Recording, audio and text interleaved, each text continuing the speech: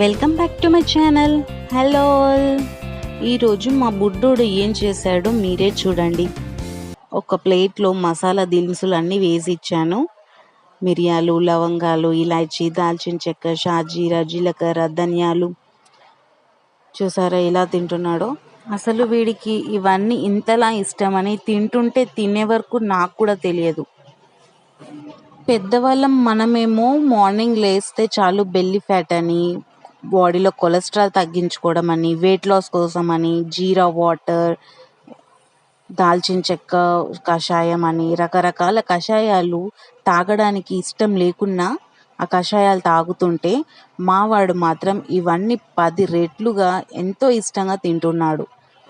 చూసారా, ఇవన్నీ స్పైసెస్ తింటుంటే కొంచెం కూడా వాడికి స్పైస్ అని కూడా అనిపించట్లేదు. తినడానికి అంతలా ఇష్టపడుతున్నాడు.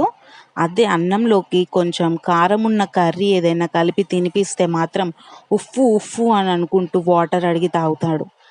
ఇవి తింటుంటే కనీసం వాటర్ అని కూడా అడగకుండా తినేస్తున్నాడు.